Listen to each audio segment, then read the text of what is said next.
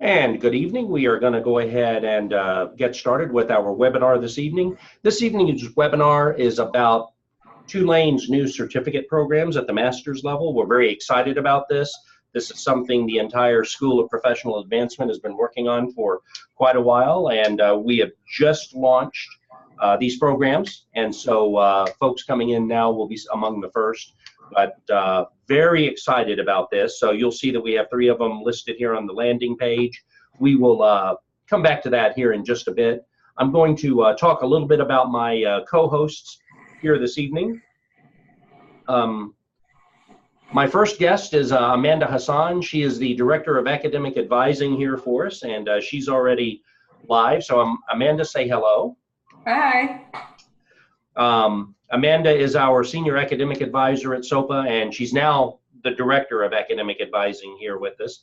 She's been with Tulane for a while. She has a Master's in Social Work from Tulane University, and she is a delight to work with here. She takes over with new students and incoming students as they're finishing the admissions process and as they are beginning to prepare for registration and getting ready for class. And so we may talk a little bit more about that at the end of our conversation here. And then here with me in the office is Dr. Nina Cleveland. Dr. Cleveland is a professor of practice, and she is also associate director over our emergency studies programs, the Masters in Emergency Studies, and also our new certificate. So good evening, Dr. Cleveland. Thank you. It's great to be here. Great. Thank you for being here with me. Dr. Cleveland has her doctorate from, what's that little school you went to? That little school in Athens? Yeah, that little school. Georgia. Yeah, University of Georgia. And if you can't make it to Tulane, you may as well go to University of Georgia, right? And Dr. Cleveland has been with us here at Tulane. She's in her first year here and has done amazing things, and especially in helping get these programs launched. And just in the spirit of full disclosure, I am now a student in the Emergency Management Certificate program, and about 3 weeks into my first class. And much as it chagrins me to say it, because it sounds like I'm trying to suck up to the professor, but I'm really enjoying the class. I'm really enjoying the program. It's structured well, the pace is good, and maybe we'll talk about that a little bit more here at the end. Absolutely. So I'm going to just go back to the screen here, and Amanda, I'm going to throw this first question out to you and get you to talk about it a little bit. And Alexandra and anyone else who may join, we are recording this so that it will become part of our archives as people are researching programs and especially graduate certificates. So Amanda, why would someone choose Tulane? Talk a little bit about Tulane University. Well, Tulane is one of the top universities in the country. It's a great place to be. And I mean, having a Tulane education actually takes you so far. And the programs that Tulane has, especially the programs that SoPA have, are pretty unique in that we have real academic advisors that are available to students. Even if you're online learning, we are here to actually help you in person and on appointments similar to this in terms of logging in the Zoom.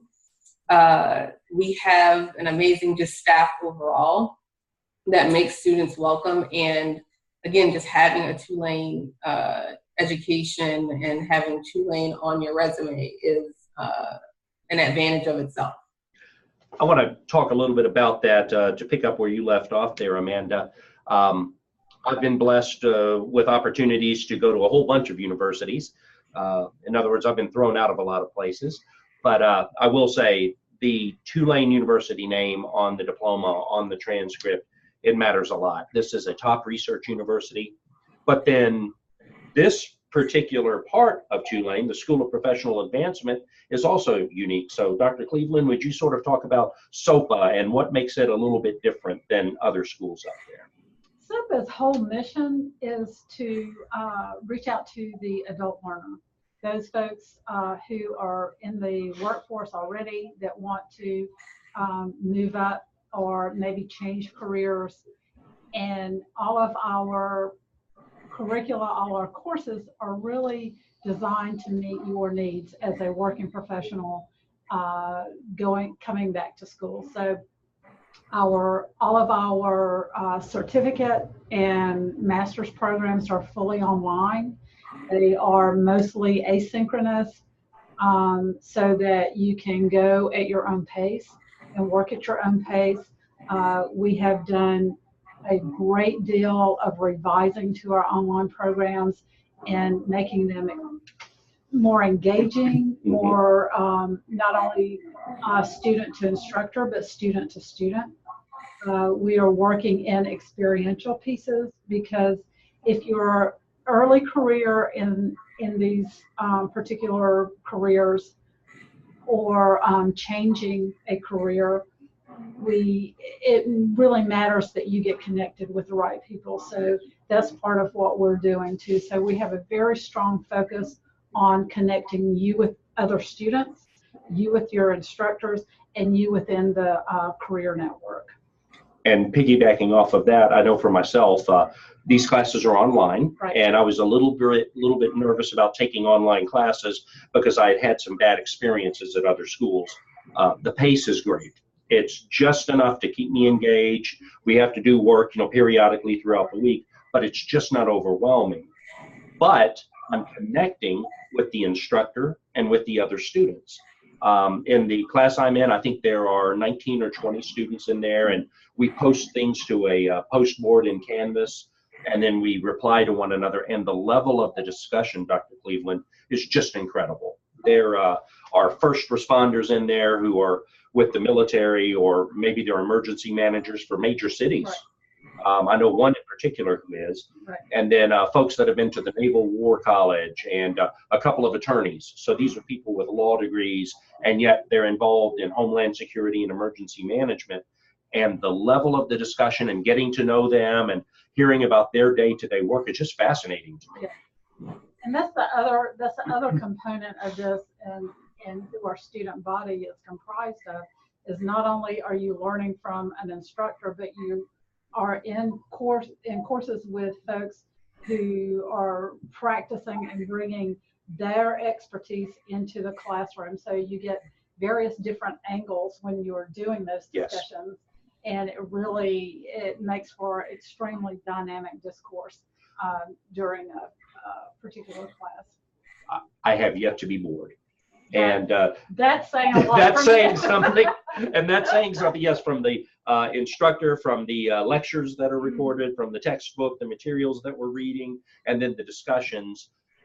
We all know that have finished a bachelor's degree, sometimes you just grin and bear it. You sit through the class and you just hope to heaven you pass or you make a good grade, but you're not really engaged. This is fascinating stuff. Yeah. And the level of the discourse, last week's discussion was about if you're at a university, let's say you're in charge of emergency management at a university, and there is a mass casualty event, something explodes. Who other than the first responders do you notify immediately? And it was this great discussion because some of the people in the class have actually been there and done that. But do you call the press? Do you not call the press? Do you start calling the businesses next door? What about recovery? How do we get water turned back onto a building or turned off? And it was just the most fascinating thing because I have some background as a first responder, but I'm thinking in terms of you got to get the police in here and the SWAT team and the ambulance. And it never occurred to me, well, you also need to get the electrical feed. Right. And what about the other dorms? And do you evacuate those? And where do you take those people? Right. So fascinating discussion. Right. So go ahead. The other thing I wanted to bring in about why Tulane and why this particular program is that what better place to learn emergency and security and sports security management than in New Orleans? Absolutely. People think about New Orleans in terms of Mardi Gras or sports events, but we have industry, we have ports, we have military installations, and our faculty are made up of people who are in these different agencies and these professions that are teaching our courses. So, you have it all right here at Tulane.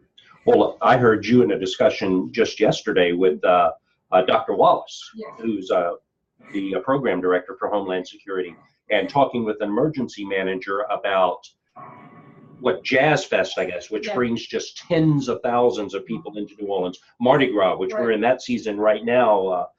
And for those of you who have never been to a Mardi Gras in New Orleans, it's like nothing you've ever been to. And streets are blocked off, other streets are clogged with people, and it's just an incredible event. Tens of thousands of people. The city changes. So if you know the routes around the city on a regular day, none of that matters once Mardi Gras or Jazz Fest or the Super Bowl, which we've had here in New Orleans. Yeah.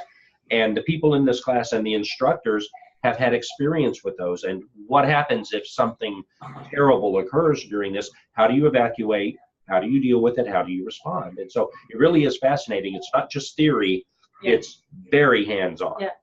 That's the other thing that we really focus on, is that hands-on practical part of this degree, because really what we expect is when you graduate from our program, you will be work ready and you will be able to go into these positions and hit the ground running.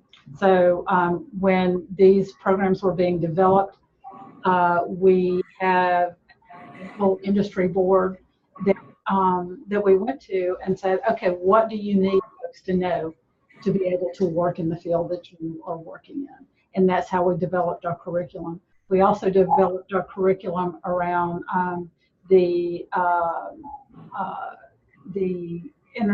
IAEM, the International Association for Emergency Managers. They have 2 levels of certifications.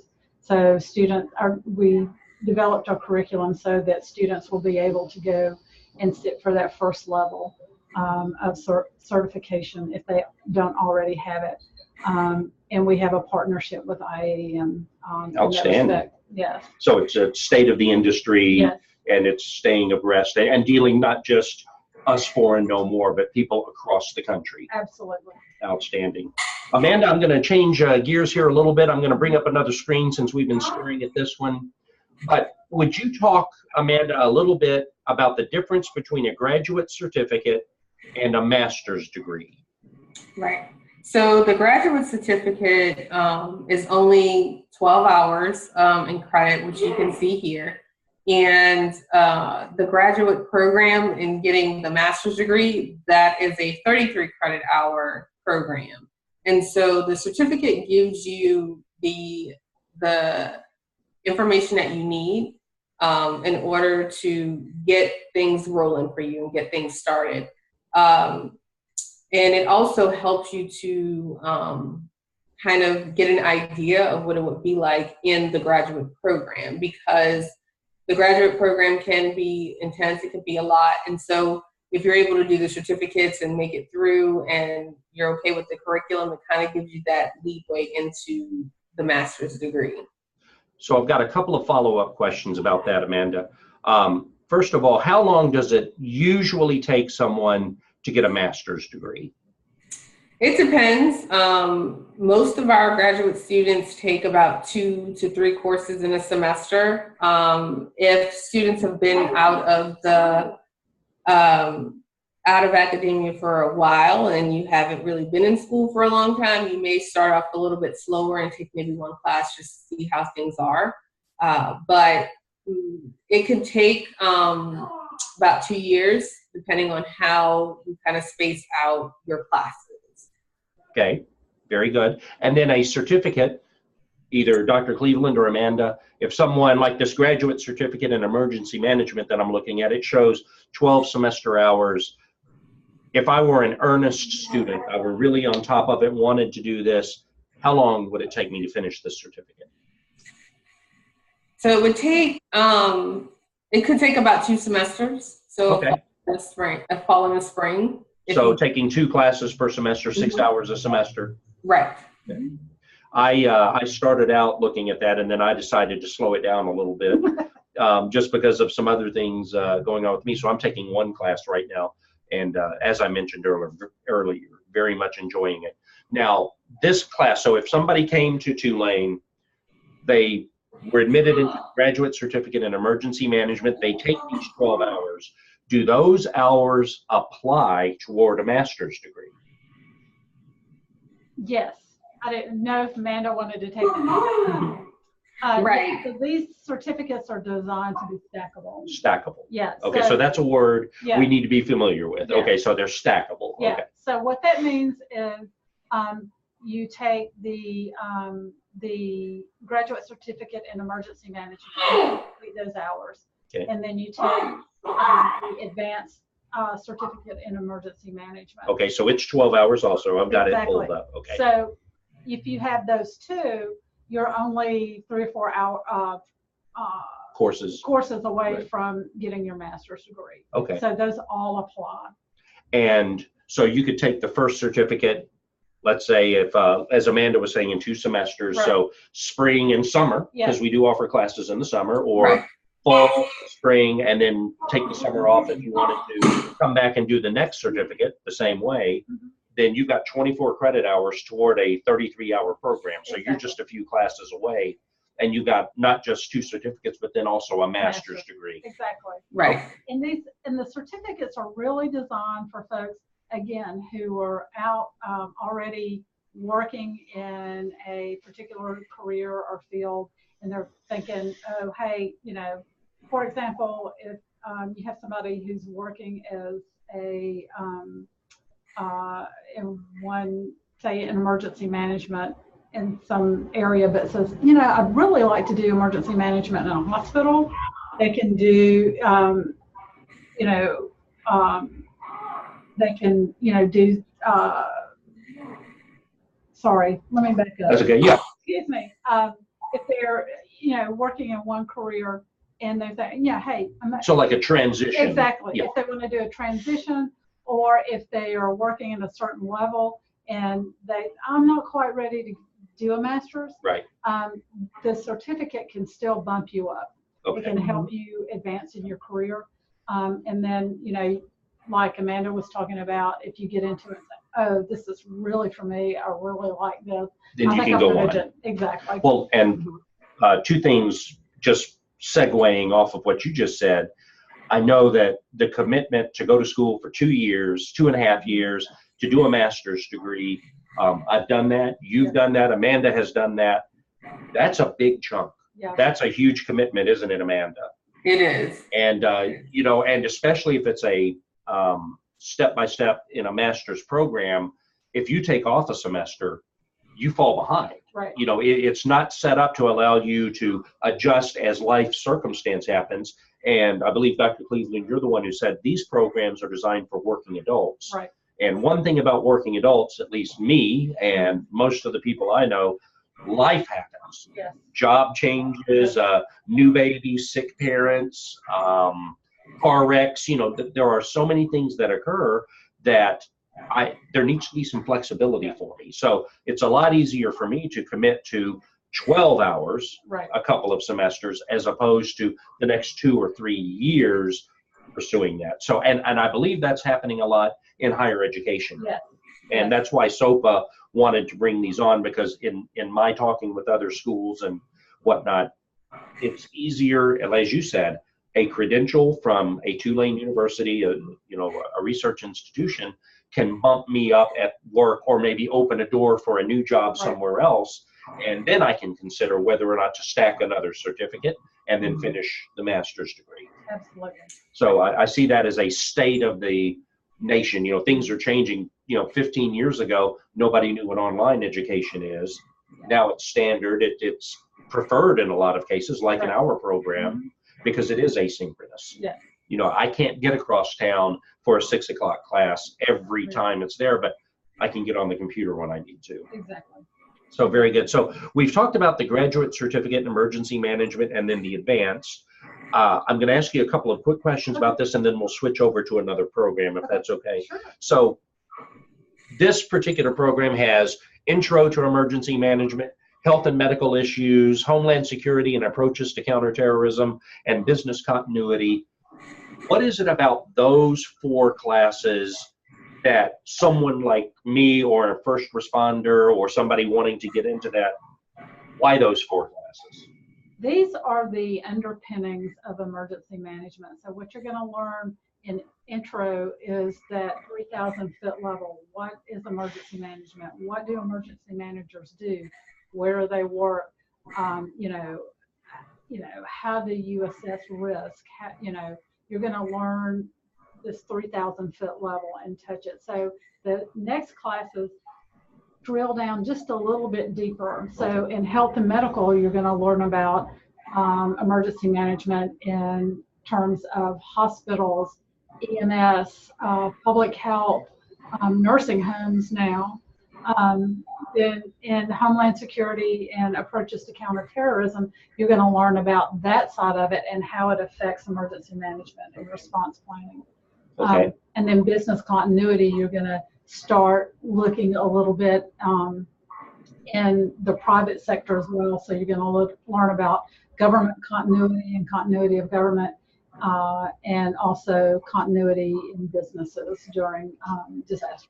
You talked earlier about what better place than New Orleans to have a program that deals with everything. When you talk continuity, especially, I come from a part of the country up toward Memphis, Tennessee, and we deal with earthquakes and tornadoes, and maybe the occasional flood in the Delta that'll, take out some stuff, but nothing like what New Orleans has dealt with. And like a Katrina that just comes in and shuts down everything. Just, entire populations are removed into other cities, and then how do you bring it back? And so that's what continuity deals with, and this is the start of thinking in those terms. Is that correct? Mm-hmm. How do I get back up and running in my business? You mentioned earlier about the critical businesses and the critical operations that need to get back up and running very quickly after a disaster. Business continuity starts addressing that. Yeah, that's interesting. And then moving on to the advanced, when we have the classes here, risk management, which you alluded to earlier, emergency planning, disaster communications, and then emergency management administration. Just talk a little bit about these classes and why those were chosen for the advanced. So once you have that foundation, you want to drill down deeper into more specific types of emergency management and different types of particular issues. So in risk management and threat assessment, you're really drilling down and learning about how to assess risk, how to assess threat, how to mitigate those, how to bring them into the planning process. Emergency planning is a whole class on planning. Okay. If you don't have a plan, then it's not, you're not in a good place. Failing to plan is planning to fail. Exactly.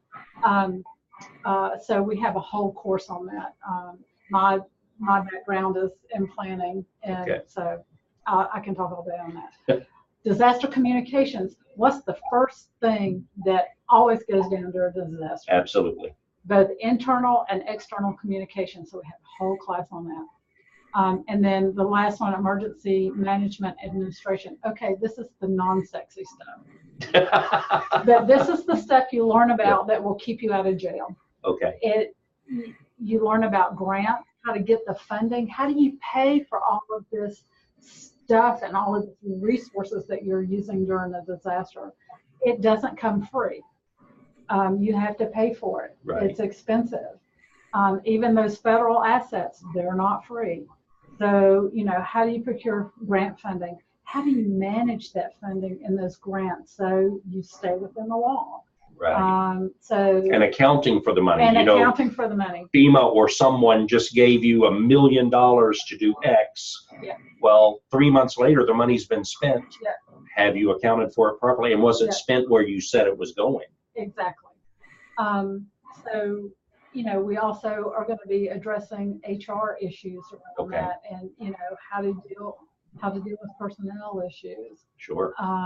So it's the non-sexy stuff, but it's from our feedback from people in the industry, it was like, what is the thing that you wish you had known going into your job? Good. And it's those things. I believe that, because those of us who have been, have helped our neighbor when the house caught fire, or we've been a volunteer fireman or fire person or whatnot, we know and have some understanding of, looking at the scene and risk assessment and all of that, but the real nuts and bolts of what makes it work right and the accountability, and like you said, keeps me out of jail. Exactly. I want to go help. I want to be Superman and be the superhero and go fix something.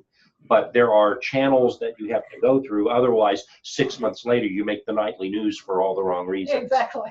And I overheard a conversation yesterday, going back to communications here, where, by the way, this is being recorded the second week of February of 2019, and a report just came out about the Las Vegas shooting. Yes. Mass casualty, Yes. horrible incident.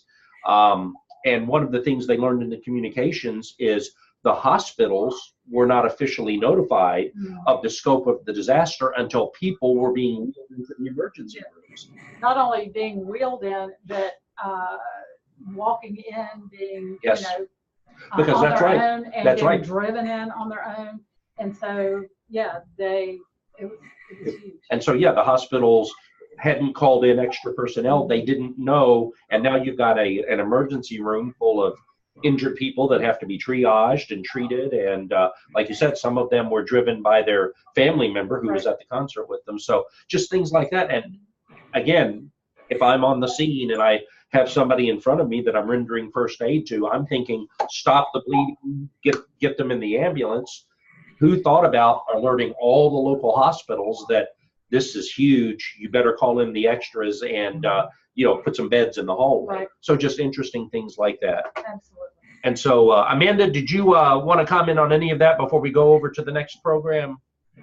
No, I think something that I just, kind of thought about was that another advantage of SoPA and these programs is, just as Dr. Cleveland has been talking and as Don has been talking, is that what makes us unique is that we have folks on staff that have been through these events and have actually worked through those events. So Dr. Cleveland, I know, has done some things, has been in an environment where she had to do something in terms of disaster relief. And so have I. And so I think that makes it more of a personal connection. And so that helps us to actually advise you a little bit better because we've been there and we know exactly what you're doing. And so it makes us pretty unique in that light as well. Absolutely.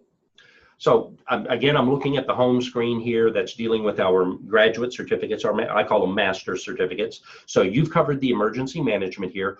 What is the difference, Dr. Cleveland? And I know that's your area of specialty, right, but what's the difference in a certificate in emergency management and one in security management? So security management is different in that you see that a lot in industry, in private business, where a security manager will have a component of emergency management within their job description, but they are also tasked with keeping a facility secure. Not only, physical security, but also cybersecurity, okay, along with the emergency management side. Excellent. So the emergency management, any first responder, really anyone can learn from that. Mm-hmm. This is going more corporate, private sometimes, things like that. And I see that you have two certificates here, the graduate certificate and the advanced security management certificate. And yeah, you talked about cyber.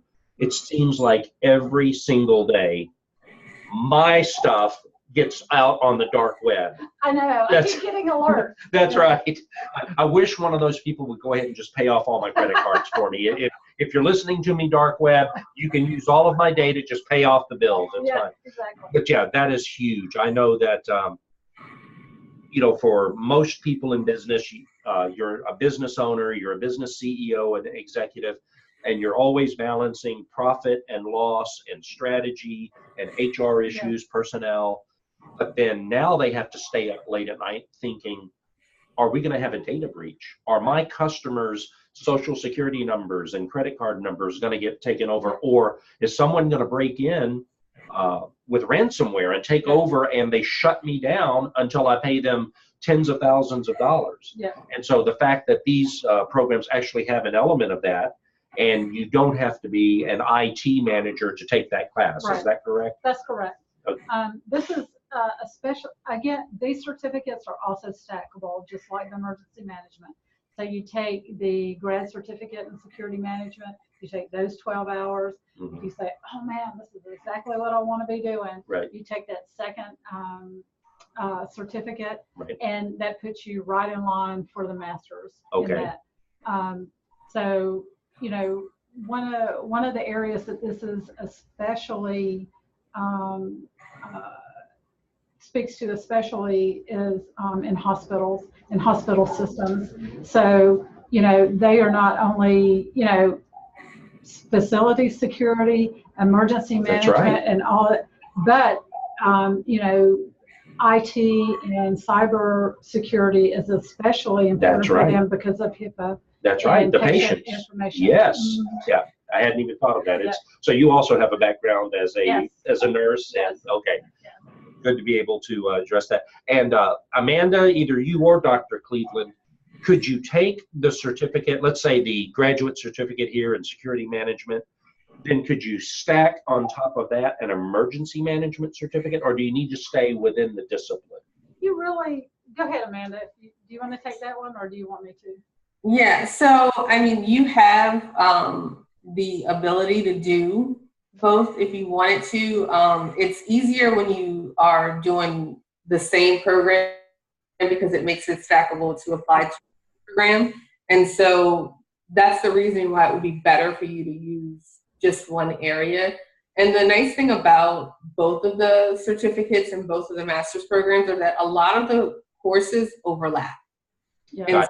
so the courses, you know, when you basically have the grasp of both areas when you're doing the program. So, you know, there's maybe a few outliers, but the nice thing is that if you stick with one, you're able to apply that to the master's program. But again, if you're not too interested in the master's program, then you are able to do the other one. When I was working toward one of my degrees way back, gosh, in the dark ages, it seems like, when I first went off to college, we were encouraged to go ahead and finish the associate's degree and then move into a bachelor's, the community college model. And I thought at the time, an associate's degree, I'm going to go get a real university. But the fact is, at the 2-year point, I wanted some piece of paper to show that I had been doing something, Right. because I was working, I was going to school, I had a lot of issues that I was involved with, you know, life, the life of an adult, and it was nice to have almost a mile marker, almost, you know, oh, I've made it this far, I'm halfway through. And I see the same thing with the certificates. I do my first certificate, I finish it, I'm 1/3 of the way to finishing a master's degree. I do my second one, I'm 2/3 of the way. So, Right. and as Amanda, as you were saying, I can, you know, the classes do overlap. Mm-hmm. So we saw you take the emergency management in most any of them. So you're getting exposed, and then the cybersecurity, depending on which one you go with. And then talk a little bit about the sport and event security and emergency management. This one's very interesting to me. Yeah. Again, in full disclosure, I'm a Who-Dat. I'm a big fan of the New Orleans Saints, and even though after this last Super Bowl, I'm not a fan of the NFL, I still love the Saints. So talk a little bit about this, if you would. And I'm going to pull up the class list. Sure. So think of the sports security management is like the security management, but it's really focused on sport and event type security and management. So you have that emergency management piece, but you also have that security piece within the context of sporting events. So, Okay. you know, think of, you know, you're the security event manager for the Superdome. Right. And so you're in charge of keeping that facility secure, as well as managing any responses that happen. So you have an event, Super Bowl, Yeah. or you know, Yeah. just a Saints game, because we Yeah. fill the place up. But you have 75,000 people Exactly. in this enclosed room. You have major streets coming right by it.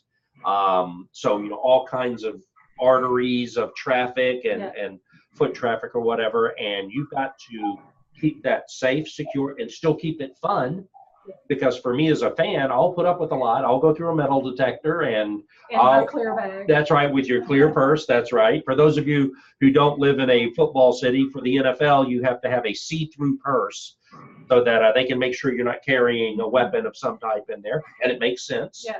And they do get you in and out pretty quickly, but just and not taking away from the experience for me as a fan, because you're paying top dollar for a football ticket. Yeah, exactly. And you know, just think about it. You have all of that, and they call us the gloom and doom folks around here, because I mean, when you think about it, you know, you have that many people, and you are sitting like this. That's right, on top of each other. On top of each other, and something happens. Yep. You know, you got to get people out of there quickly, and that's takes a lot of pre-planning and mitigation. Yes. Yeah. And you know what I think about right now, what just came across my mind, is a good example of when the Super Bowl was here in New Orleans, and when the lights went out. Yes. Oh, yes. Really? Yes. That's right. And that was when, you know, during the halftime show, when Beyonce was performing and the lights went out during the Super Bowl. Yeah. And where were you when the lights went out? You were in the dark. Right. But it's not yet 75,000 people in the dark. And so, yeah. So, and I guess having to mitigate a situation like that, and again, being in contact with outside agencies, it's not just me in a breaker box somewhere. It's the electrical feed in. And was this, when the lights go out, did somebody do this on purpose? Is this a terrorist act? So being able to quickly assess that, and then make sure that you have the right response to it. So. Yeah, and you bring up a good point. You know, we haven't even touched on the terrorism side of all of this. Right. So we've talked about natural disaster. We've talked about mass casualty incidents. But, you know, we also have those courses in terrorism, not only from, you know, from cyber terrorism to, you know, other types of terrorism, as well as bioterrorism. So each student will learn all about those types of things as well. And, you know, that just adds a whole nother layer to everything. Outstanding. Well, we've gone a little bit long, so I want to start to wind down our little webinar here. For more information, anybody that may be seeing the recording of this, you can send us an email at asksopa@tulane.edu. You can also pick up the phone and call us. I'm Don Jones. I'm the Director of Admissions. Dr. Cleveland, Amanda. You can find our phone number on the website. It's easy to find. We love to deal with students. We love to answer questions and help folks through. Help us spread the word about the programs. I'm excited about them. And it's not just because I work here. This really is fun stuff to me. And Amanda talked about the staff a little bit earlier. Amanda, do you want to elaborate for just a little bit about who works at SoPA and how we approach the adult learning? Yes.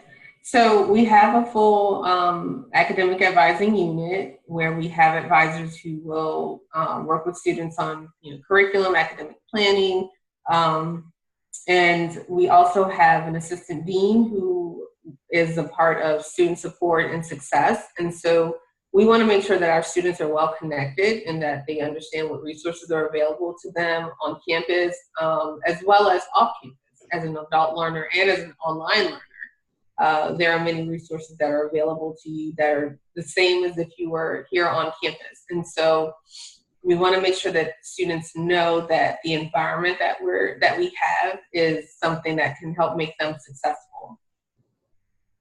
Very good. And so if I'm a student who has been out of school for a little while and I'm nervous about writing a paper and having to talk to professors and talk to other folks, you're saying that there's a support system in place where they're not going to tell me I'm an idiot every day. Exactly.